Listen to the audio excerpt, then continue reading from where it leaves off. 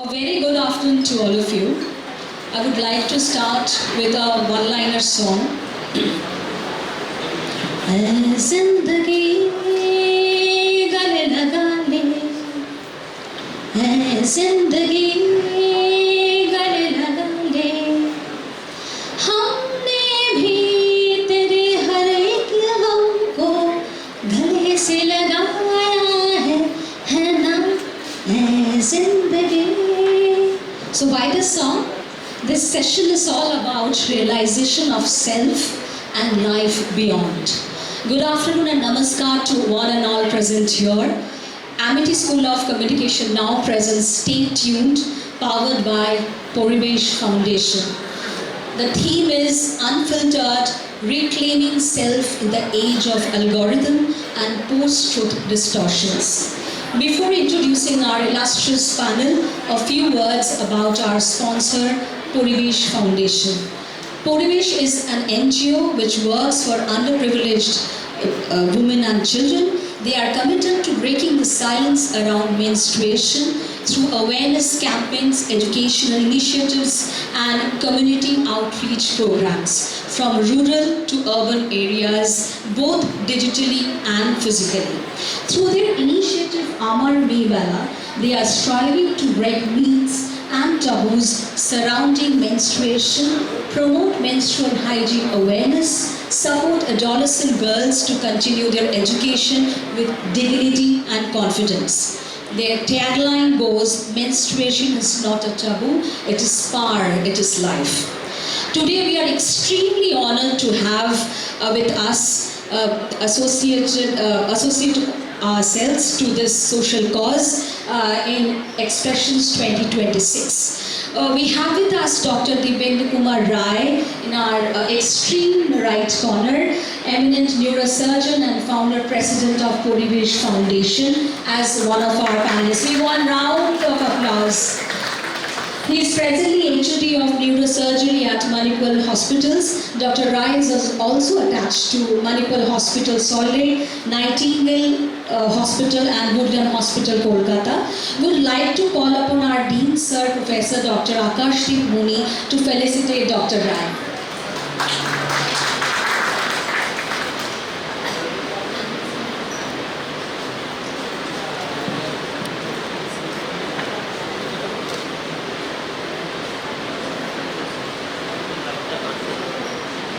We are extremely happy and to be associated with Poribes. Thank you so much. Yeah.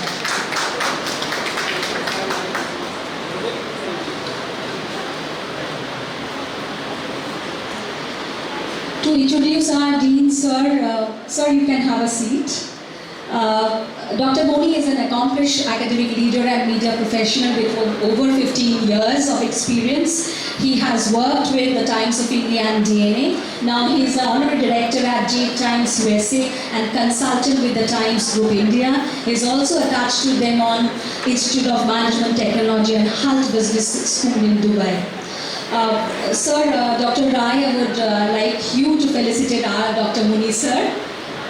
Yeah. Yes, we have Tanisha and Alicia to help us with that. Yes. Thank you so much. Thank you, Kumar.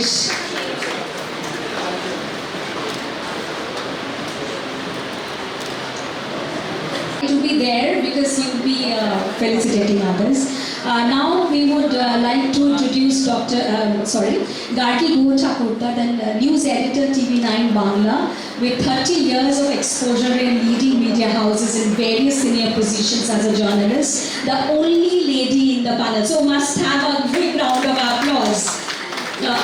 And a presidency alumna and a CEO, postgraduate in journalism. She has worked with the Lal Street Journal, Times of India, India Today, ETV and Anandavaja. Ma'am, thank you so much for gracing the occasion. Thank you, sir. Now we'll introduce Tahir Abbas, sir. And he has come from Noida. That's wonderful. Thank you so much, sir, for coming. He is media professional from Times Network from Noida, a seasoned journalist and media professional with 15 years of rich experience. And he has worked with Republic TV, Times Now, CNN, ABP, Lotus News and Hindu. Thank you, sir, for gracing the occasion.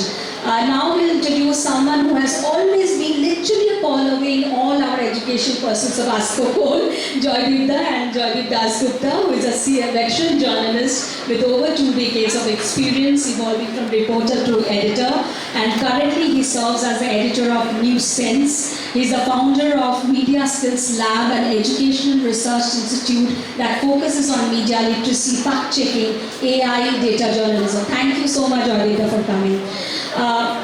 Now we start with a panel discussion. Our host for this panel would be Dr. Muni.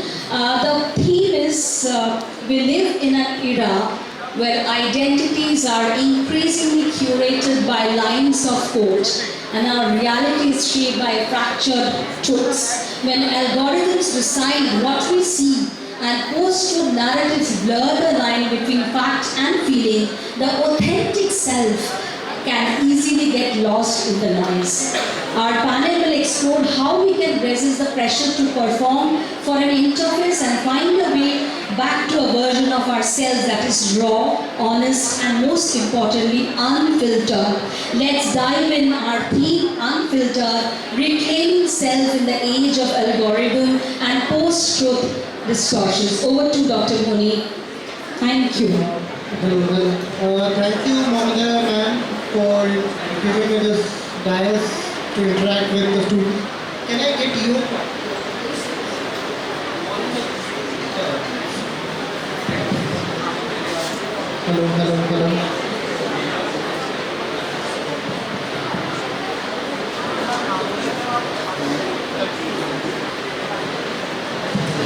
Hello. Okay. First and foremost, I'll be very happy because we have all the students here, and I promise my students that I'll be bringing senior media professionals from around the country to this platform. And today, as we have leading professionals from Bengal and from Delhi, not only in media fraternity, but also in hospitality, also in digital media. So we have a rainbow of experts today. So this is a very small conversation, and this conversation will be of half an hour, 30 minutes. And I request all my students to hear them very carefully. And today, as I start, I'll be starting with Gargi ma'am you, because the topic is something like that. Where, can you just tell me that in the age of algorithms, do you think public opinion is shaped by human beings, or it is done by algorithms? How it is shaped?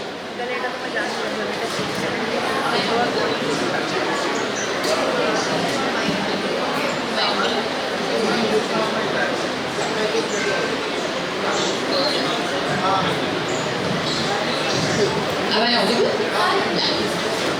So basically, algorithms are nothing but again creations of human beings only, and so what I would say that since I belong to the old school of journalism, so I will talk in context to journalism only, and I believe impacting life, it's a big responsibility of all the media people, and creating public opinion and also shaping public opinion, mostly done by journalists through media. Yes, of course, now we have social media, but I would say, since I have seen how social media is spreading news which is not really news. So we have to be very careful about choosing our news, what we should read, and we can read everything, but we shouldn't believe all of them. And as a journalist, one should always go by their sources, and this source is not developed in just about a few days or a few months, or it requires years and years of hard work and legwork, which we do not do these days. So one cannot sit back at AC office and kind of do journalism. So one needs to go out and meet people. The more people you meet, the more people you talk to, you will get the essence of your news, and then only we get exclusive. I'm sure Tahir would also kind of agree with me, and of course reciprocally. Okay, ma'am, there is one thing which I want to ask you, because you have been in Bengali journalism since a long time, Bengal journalism. As I am from the academic fraternity, I will talk for my students only. So, do you think that just the syllabuses which has been taught in a number of media institutes, is it enough, or should we have learn something more regarding making a career in media industry? Syllabus is of course important, because that is the way we kind of learn the basic ABCDs of media, but it is not enough. One must go out to the streets. One must, I don't know how many of you still read newspapers, but it's extremely important. Whether you read it in the print format, whether you read it in digital format, one has to read news, because ideas only come when you keep on reading not only news, features, whichever area of interest you have. So please build up that area of interest, because one has to have some kind of expertise. I'm sure you would agree with me. Because when you go inside a media house, of course you will be going as a general reporter or as a general copy editor. But at one point of time, one has to build up some kind of expertise. It can be sports, it can be entertainment, it can be anything. These days there are a number of things. In fact, even food journalism, fashion journalism. NIFT is teaching fashion journalism also. So you have n number of topics, n number of area of interest. So please develop that area of interest, and that you can do only by reading, listening to people who really matter, and watching films. That is extremely important for the student who like to have some creative content. Thank you, ma'am. Now I'll go to Tahir sir. Tahir sir, you have been in the Delhi media for such a long time. Do you think that digital media has broken traditional journalism, or it's vice versa? And I have a follow-up. That do you think that media today is not what it was 20 years ago in terms of objectivity? And how can my students make a great career in media? What talent they should have, how they should prepare? Is classroom teaching just enough? Please guide us. So I'll break down my answer into three parts. Firstly, about whether digital media has taken over the, we say electronic media. I would say yes in a bit, but electronic media is still growing strong. But the fact that most of the anchors and TV personalities that you see on TV, they have their own different digital media pages. They have their own YouTube websites, they have their own Twitter pages, which in itself tell you the importance of digital media in these days. So, before moving on to the second answer, here only I want to tell you, all the media students who are there in their first, second, third year of their courses, you too can have your own digital pages, you too can create your YouTube pages, and you can put out videos of 1 minute, 2 minutes, and later on when you complete your 3 years, these videos will help and will add up in your portfolio. Now, second question which sir asked me about credibility part of the media. 20 years back and now. So if I say 20 years back and now, number of news channels has increased by, I guess, 100 times. The channels which were there 20 years back, now almost double the number of channels are there. Double the number of news sources are there. More TRP pressure is there. More credibility pressure is there. And a lot of content-wise screening is not done these days. So basically, due to the pressure of TRP maybe, due to the pressure of presenting a news first to the viewers, I guess many a times it happens, not even in electronic media, in print as well. Factual things are missing. Many of the facts are missing.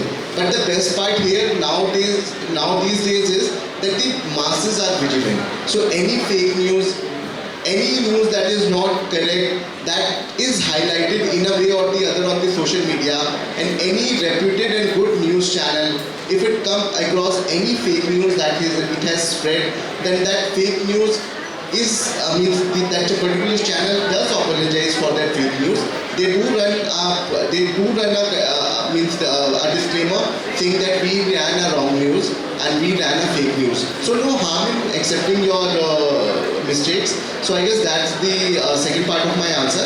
Now related to the third part of the answer, which is related to the curriculum, teaching, and what next for the students.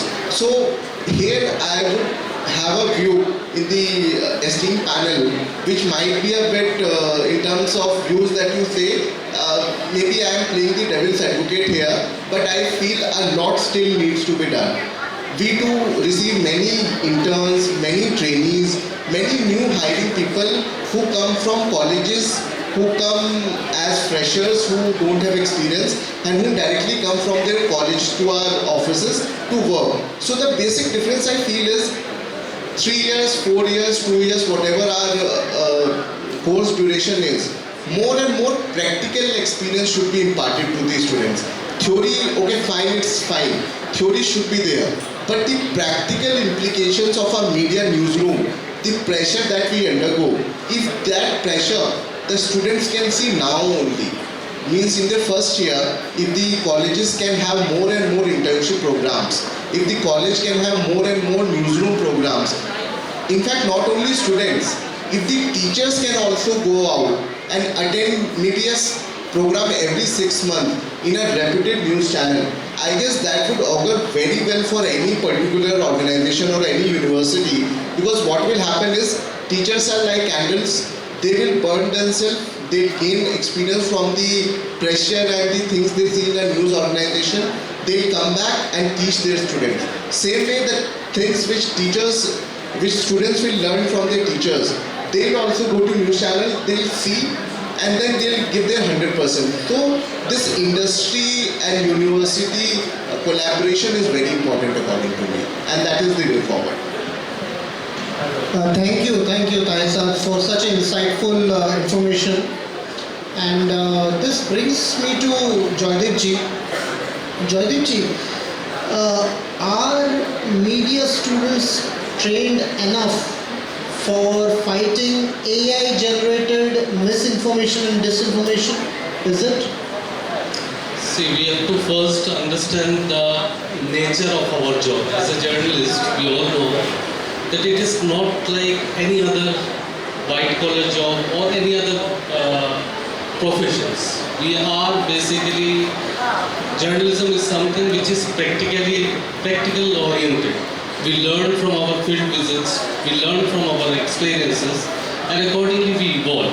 But at the same time, if we see the transformation of media landscape in India and across the world, things have changed over the period of time. Earlier we used to have that fact-checking mechanism of our own. Nowadays we consume information not just through TV, newspaper, we also consume information from social media platform. So social media platforms have now become the main medium of news consumption or news dissemination. So it is also the breeding ground for misinformation and disinformation. So we come across various traditional media organizations, mainstream media organizations have their social media pages on social media platform through which we consume information. At the same time, there are other independent news organizations, like they are mushrooming like anything.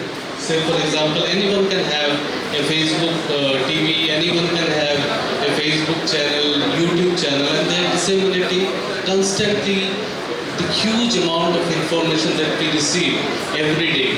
So that's where basically if we see the difference between a traditional media and the social media platform is basically the stages of gatekeeping. In traditional media we have at least 5 to 6 stages of gatekeeping. The reporter collects the news from the field, the input desk collects and then verify, and then it is passed on to the output desk. There are 3 or 4 layers of editors who will cross-check that information, and after the approval of the editor in charge or editor in chief or editor shift, the news goes on air or news goes for publication. But in social media platform, everyone who has a social media account is a publisher. So there is no gatekeeping, no verification. As we follow this mechanism of taking interviews, say for example, if we have taken an interview of a ruling party or bite of a ruling leader, we also take the other side of the story. But in social media platform, we see one-sided story, one-sided narratives, which creates an atmosphere of one-sided information is also one kind of misinformation and disinformation. And with the advent of AI, we have seen in recent assembly election, the content creation. Content can be created in various forms. Say for example, in the form of images, in the form of videos, also audio dialogues. So these are very crucial and very sensitive. And with the advancement of artificial intelligence, deep fake, shallow fake, cheap fake, we came across numerous types of misinformation and disinformation. So challenges are huge. At the same time, with the advent of AI, things have gone easy. We can do things in a faster rate, but at the same time, as a journalist, as a communicator, it is the responsibility of each one of us to ensure that we pass the information, we disseminate right kind of information, and that's where media literacy again plays a significant role. What should be our behavior when we are in social media platform, and what should be our behavior as a journalist when we are selecting and disseminating information, what are the criteria. So these are the things we have to keep in mind in order to practice our day-to-day journalism practices with authority, with authenticity, with credibility. This is where people respect us because they know a journalist, a media organization can disseminate the right kind of information, and that's why we are also the significant pillar of a democratic system, so to say. So it is our responsibility, individual responsibility. We cannot blame AI or any other technology, but at the same time, we have to look ourselves first. How we behave in the social media platform, what responsibility we are carrying forward while disseminating information. And these are the things we have to keep in mind while practicing journalism in present scenario, which is evolving and technically growing more complicated, but at the same time, every complication has its answers. We have to find out those answers by accepting, by maintaining ethical, responsible uses of AI.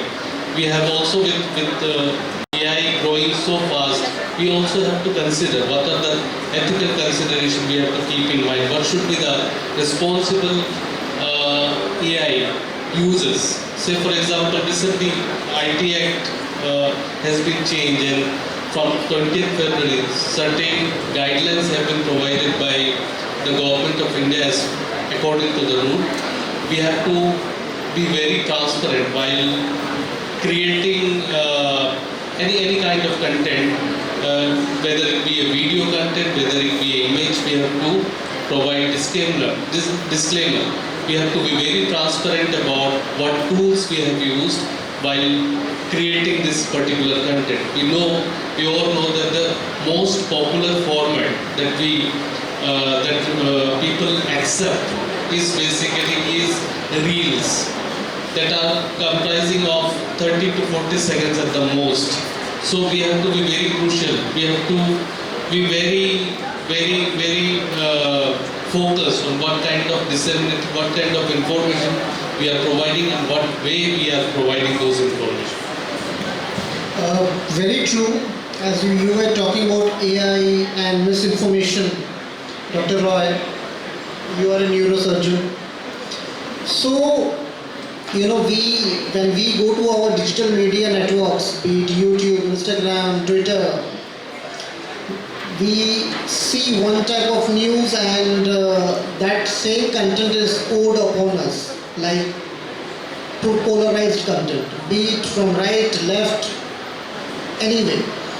So, please tell me, how much is the psychological impact upon self when somebody is poured with polarized content, whichever way it is? Is it just maintainable by the human being, or is it can harm him or her later?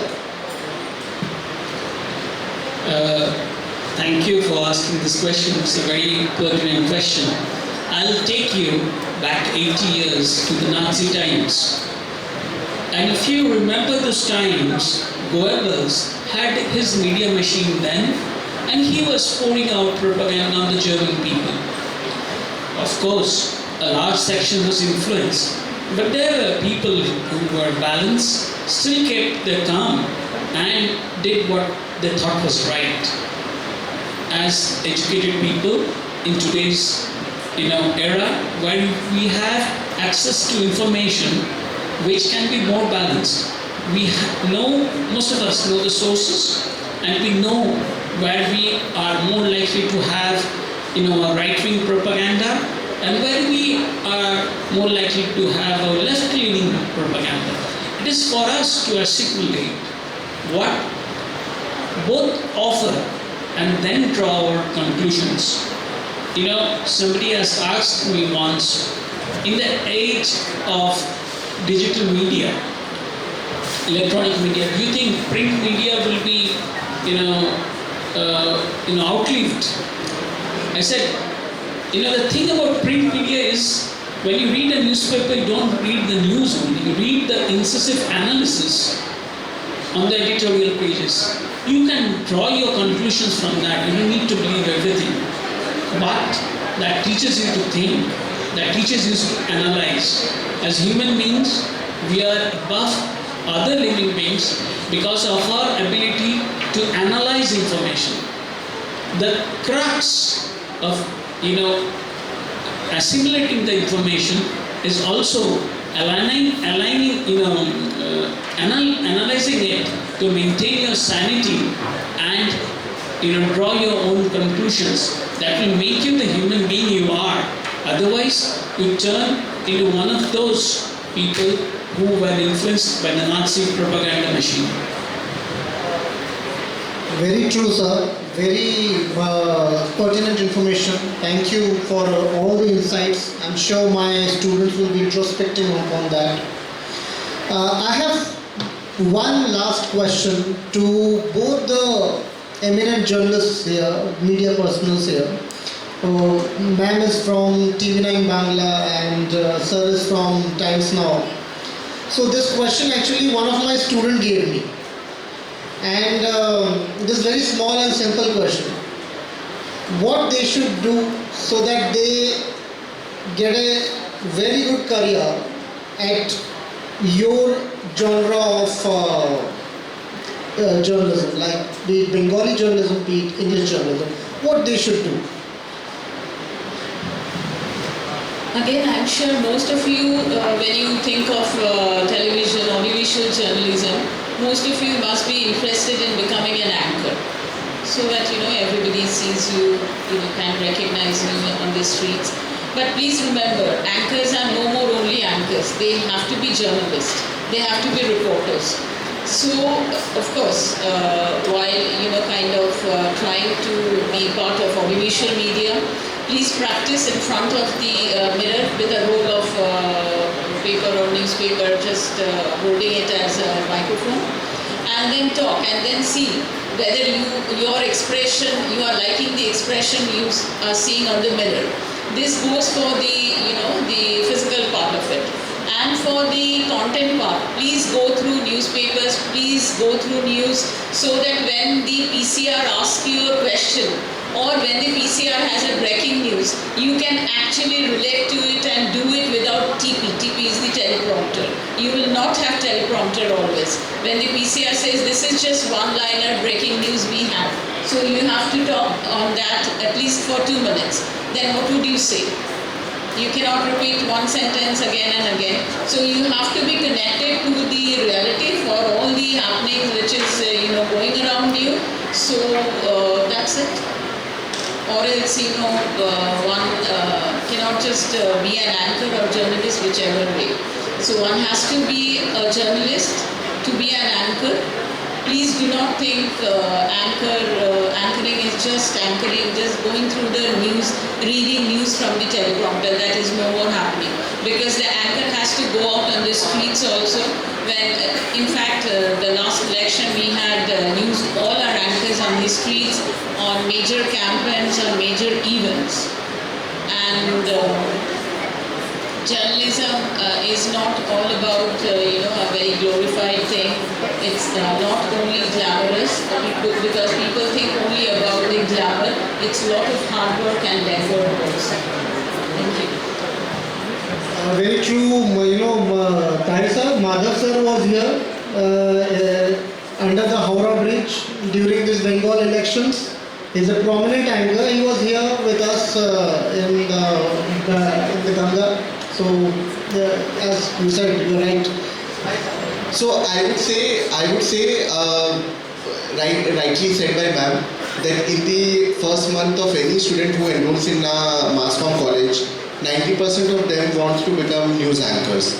So after 3 years, when you complete your course and go in the industry, then of course your interest will change. So I feel the question that was directed by Muni Saab was that what would be the mantra for you all. So the mantra that I would want to give you is focus on the 3 years that you have at hand, 3 or 4 years depending on different colleges that they have, on the curriculum part of it. In these 3 years, give your 100% to your teachers, give your 100% to your syllabus, give 100% attendance, focus on work. In the initial 1 month, 90% of you will want to become anchors. Slowly, after the first year, out of those 90, 30% will say that we are good in research. We can go in research.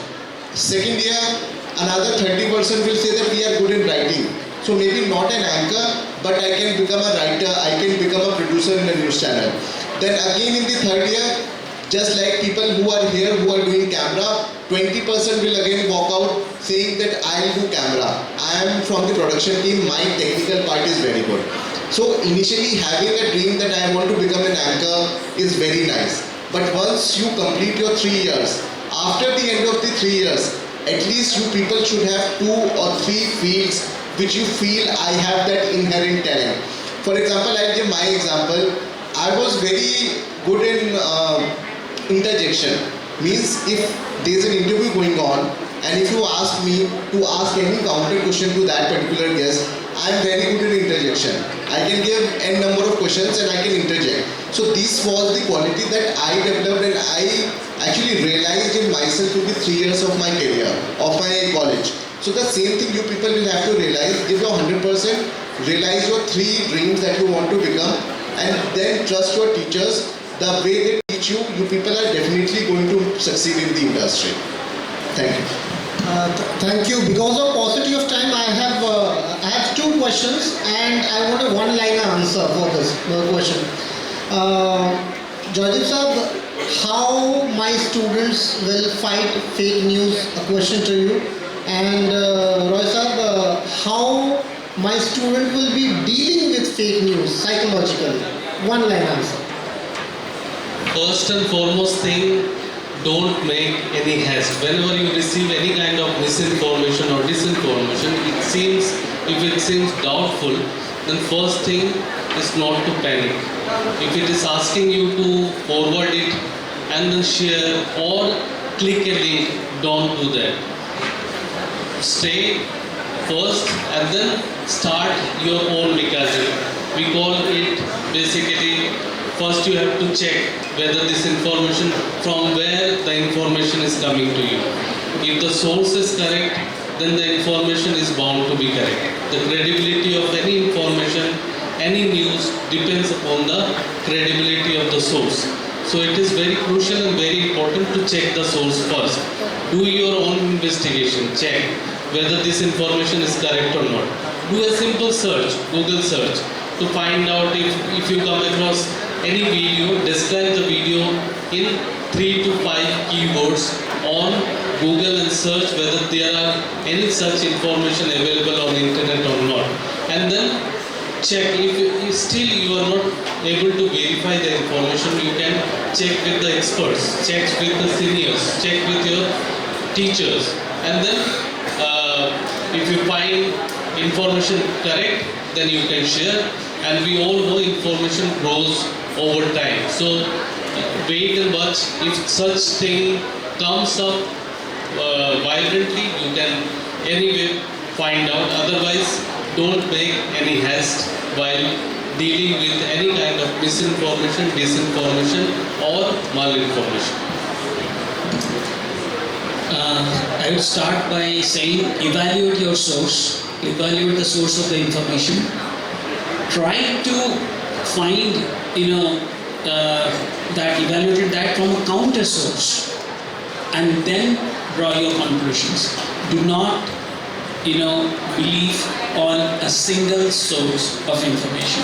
Not a WhatsApp forward, not something that just comes to you from or told to you by somebody at the drop of a hat. Always evaluate from a counter source. That's the key, and draw your own conclusions. Thank you. With these words, we'll wrap up today's panel discussion. Roy sir, thank you. Joydeep sir, thank you. Tahir sir, thank you. And Gargi, thank you. And thank you all for listening to us. Over to the anchors here. Anchors, over to you.